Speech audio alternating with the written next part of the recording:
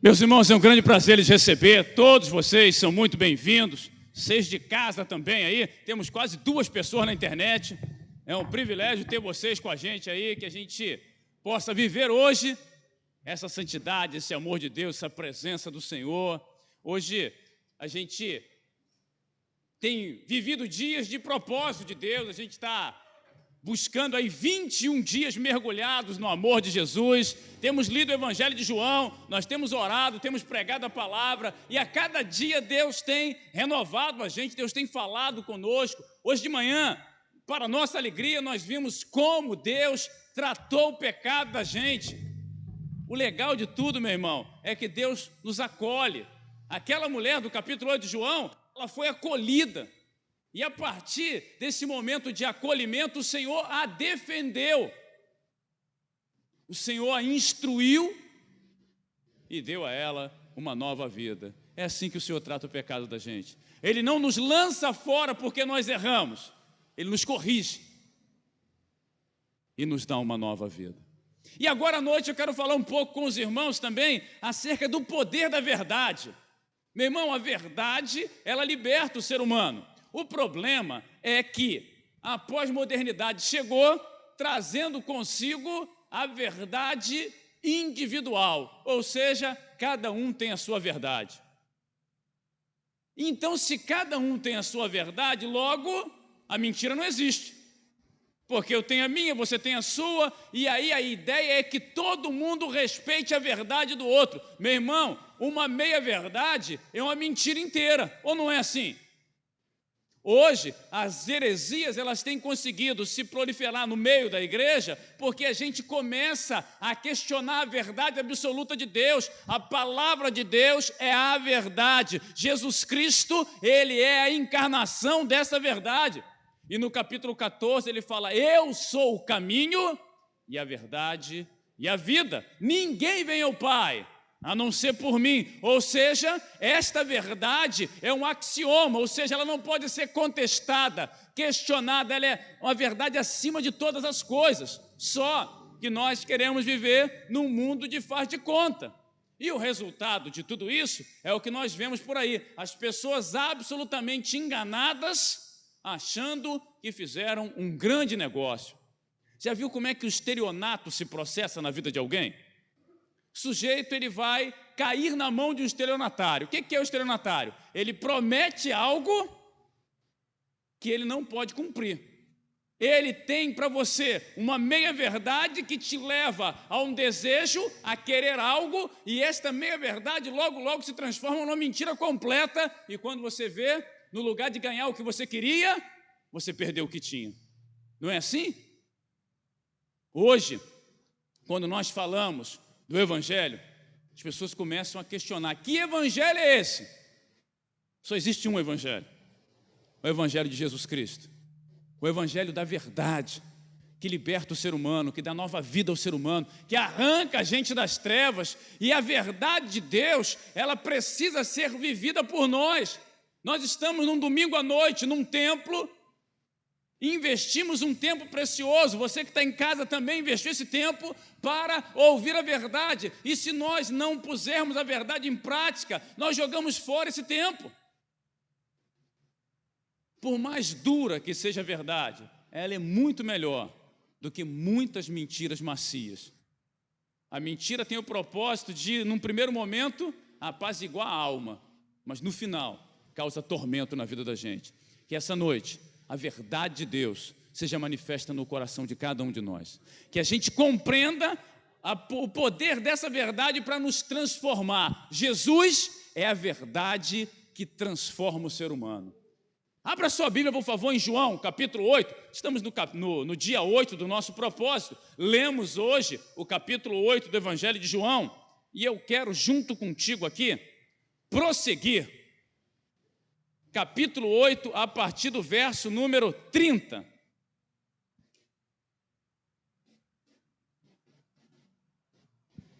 Acompanhe aí, por favor.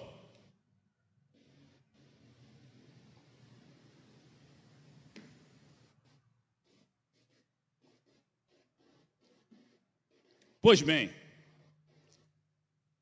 Jesus dizia, pois, aos judeus que criam nele: se vós permanecerdes na minha palavra, verdadeiramente sereis meus discípulos, e conhecereis a verdade, e a verdade vos libertará. Responderam-lhe: somos descendência de Abraão, e nunca servimos a ninguém. Como dizes tu, sereis livres? Respondeu-lhe Jesus: em verdade vos digo, que todo aquele que comete pecado é servo do pecado. Ora, o servo não fica para sempre em casa, o filho fica para sempre. Se, pois, o filho vos libertar, verdadeiramente sereis livres. E olha o verso 58. Vamos lá no finalzinho. Verso 58 fala assim: disse-lhe Jesus: em verdade vos digo, que antes que Abraão existisse, eu sou.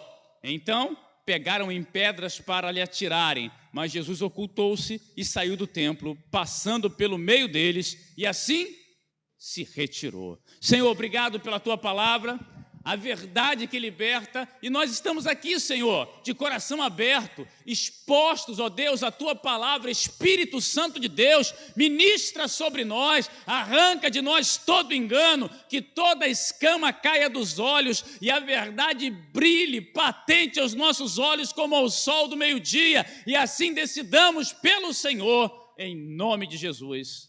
Amém.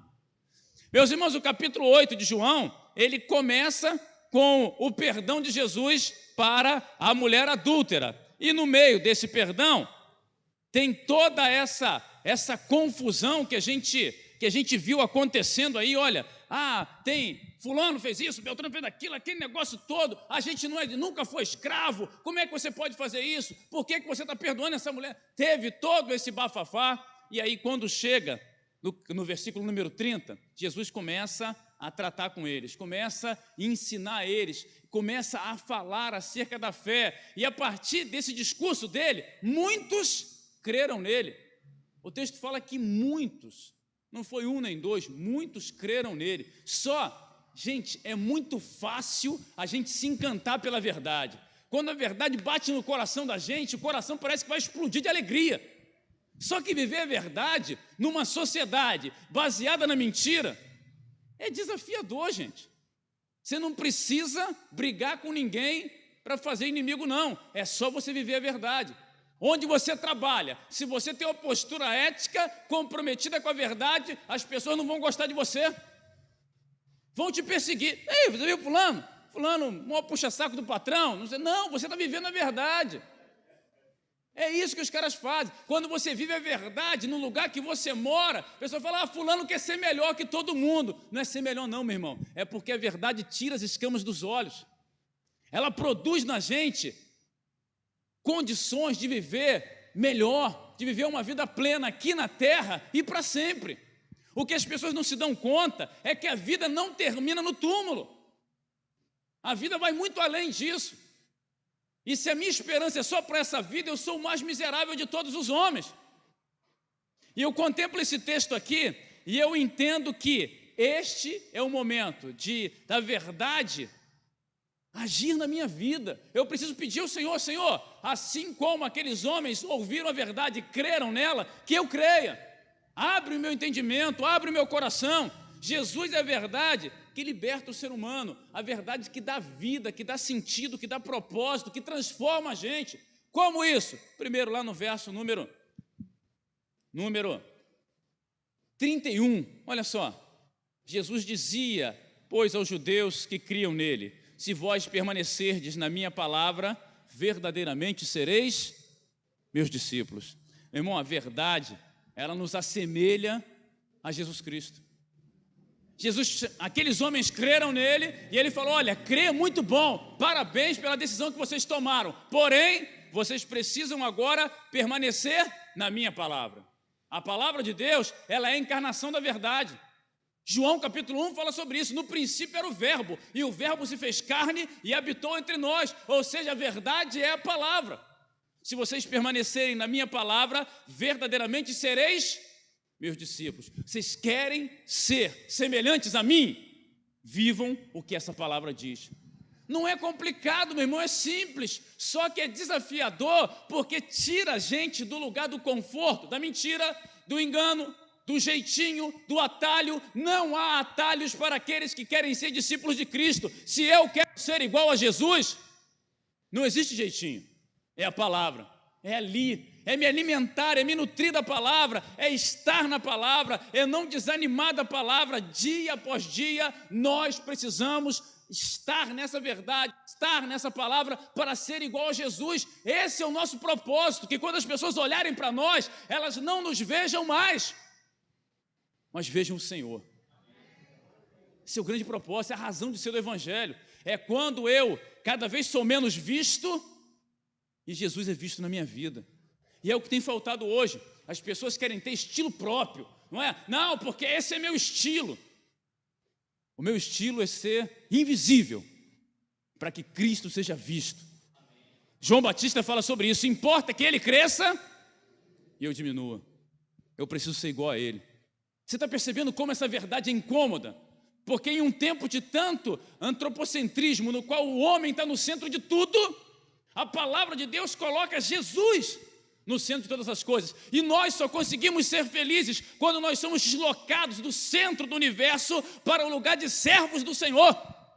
É isso que faz diferença, ser igual a Jesus. Quem teve uma infância mais tranquila,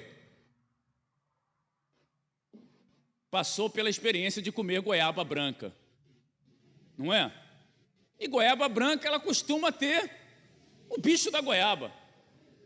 Mas o que é o bicho da goiaba, se não goiaba?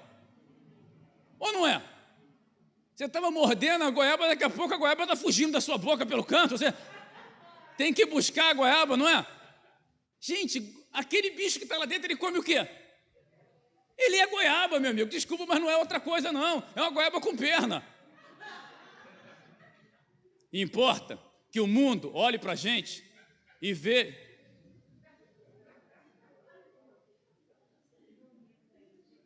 Não pode deixar ela perto da câmera não, senão sai tudo na gravação. Importa que o mundo olhe para a gente, meus irmãos, e veja em nós a imagem e semelhança de Jesus Cristo. Que olhem para a gente e falem, isso aí só pode ser goiaba, porque ele só se nutre de goiaba. Só pode ser de Jesus, porque tudo que ele fala vem do Senhor, está de acordo com a palavra, tudo que ele faz é a partir da ética do reino de Deus. Ele não se deixa levar pelas más notícias, ele não é atropelado pela vida, porque ele confia no Senhor. Ele permanece na palavra, por isso se parece com Jesus Cristo. A verdade nos leva à semelhança de Jesus Cristo. Olha o verso 34 agora. Respondeu-lhe Jesus, em verdade vos digo, que todo aquele que comete pecado é servo do pecado. A verdade liberta a gente. A gente muitas vezes não se dá conta, mas a gente continua preso na vida da gente. No verso 36 fala, se pois o Filho vos libertar, verdadeiramente sereis livres, porque o que aprisiona a gente é o pecado. E o pior de tudo é que as pessoas elas acham que têm domínio sobre o pecado. Eu faço porque eu quero. Não, não é assim. Todo cara dependente de qualquer tipo de droga, ele diz a mesma coisa o tempo todo, eu paro quando eu quiser. Quando eu quiser eu paro. Mentira! E o pecado ele tem o mesmo efeito sobre a vida da gente. Jesus olha para aquele povo e fala, olha, se vocês receberem a minha palavra, conhecereis a verdade vos libertará. No verso 32, o povo fala, nós nunca fomos escravos, como é que a gente vai ser livre? E Jesus fala, todo aquele que vive no pecado é escravo do pecado. E é a pior escravidão de todas. Por quê? Porque essa escravidão nos dá o senso de liberdade. Você conversa com a pessoa e ela tem convicção de que ela é livre. Não, esse negócio de ser cristão, a vida é muito regrada, é muito difícil, eu prefiro ser livre. O cara não é livre coisa nenhuma. Como é que o cara acorda de manhã tocando pandeiro aqui? Enquanto o cara não toma uma, não regula. Aí tomou a primeira, como é que o cara fica? Aí fica sereninho, fica tranquilo. Parece Fusca, que você ligava de manhã e tinha que ajeitar o carburador, né? Você vai lá, até o negócio está direitinho. Gente, isso é escravidão, e a gente não se dá conta disso. As pessoas, muitas vezes, acham que são livres, mas não são. Aquele povo arvorava de si, nunca ter sido escravo de nada. E o Senhor vira para eles e fala: todo aquele que permanece no pecado é escravo do pecado. Se você entrou aqui hoje e algum pecado tem dominado na sua vida, tem permanecido na sua vida, você é escravo do pecado, meu irmão. Desculpa, mas é. Você pode vir à igreja, entregar dízimo, a gente adora botar dinheiro na caixinha ali. Ah, fui lá e botei um dinheirinho lá. Gente, não resolve nada, o que liberta é Jesus Cristo. E hoje eu vejo que as pessoas têm aberto mão da verdade. E por isso são escravas e nem conseguem ver que são. Eu estava vendo essa semana aí, até mandei para o Ricardo. O pessoal aí que é técnico em segurança do trabalho sabe como é que funciona, né? O cara estava trabalhando numa obra no segundo andar, fazendo uma pintura. E aí o que o cara fez? Para ficar seguro, para não ter risco de cair, ele colocou a corda no pescoço. Você imagina, se o cara cai, meu amigo, ele morre enforcado. É o que a gente faz com a vida da gente. Quando a gente está no pecado, a gente amarra uma corda no pescoço e acha que está seguro. A Bíblia diz que há caminhos que o homem parece direitos, mas o fim deles é a morte. Você está com a corda no pescoço e não se deu conta, achando que é livre, mas de uma hora para outra vai ficar pendurado. E agora? A verdade em Jesus Cristo, ela é tremenda, porque essa verdade nos torna semelhantes a Ele. Essa verdade nos liberta de verdade para sempre. Terceiro, verso número 35. Ora, o servo não fica para sempre em casa, o filho fica para sempre. Essa verdade nos torna filhos de Deus. Por mais incômodo que seja, Jesus está falando para eles: olha, vocês são descendentes de Abraão, mas não são filhos de Deus. Isso mata o judeu do coração, porque o judeu é o povo de Deus. Ele se arvora como sendo a nação escolhida, a nação santa. E Jesus confronta aqueles homens e diz: olha só, a nacionalidade de vocês, a religião de vocês não muda coisa nenhuma em contexto espiritual. É preciso que vocês compreendam que, se não se arrependerem dos seus pecados e me receberem como Salvador e receberem o Messias, não são filhos de Deus. E o filho, esse fica na casa para sempre, mas o servo não fica na casa para sempre. Esse é o ponto. Esse texto trata de um modo direto a impermanência do ser humano. Hoje a gente está aqui. E se tem uma coisa que a gente tem em comum, é que a maioria de nós acha que tem muitos anos de vida. Não é isso? Não, eu estou aqui, estou bem, pelo menos mais uns 30 anos, está tudo certo, eu me cuido, eu faço não sei o quê, ou Deus é bom, vai cuidar de mim. Todos nós pensamos nisso. Porém, a gente não sabe o que vai acontecer no próximo minuto. E esse texto mostra que, se a gente não estiver pronto para a eternidade enquanto está vivo, não estará pronto depois. O filho, esse permanece para sempre. Se você se tornou filho de Deus, recebeu Jesus como Senhor e Salvador, em João capítulo 1, verso 12, a palavra diz assim: veio para o que era seu, mas os seus não receberam, mas tantos quantos o receberam, deu-lhes o poder de serem feitos filhos de Deus, a saber, os que creem. Nós nos tornamos filhos de Deus pela fé, quando cremos no Senhor Jesus, quando o coração se abre. A verdade, ela traz a gente a esse lugar de se colocar de verdade ali, enxergando as coisas como elas são, mas nós vivemos tão apressadamente que a gente não vê nada. Eu estava vendo uma reportagem do Rubinho Barrichello, quando um cara lá invadiu a pista que ele estava dirigindo lá, pilotando, e ele passou a 350 por hora pelo cara e não viu que tinha uma pessoa ali. Por que não viu? Porque passou correndo. A estratégia do mundo hoje é essa para a gente. É que a gente esteja atribulado, ocupado com muita coisa importante para fazer, para que nós não vejamos a verdade e nos tornemos filhos de Deus. Agora eu não tenho tempo, agora eu preciso me formar, agora eu tenho que trabalhar, agora eu tenho que fazer, agora eu tenho que acontecer, e agora eu vou alcançar, eu vou possuir, eu vou ter, eu vou lá, eu vou fazer. E a verdade está diante dos nossos olhos e nós não vemos.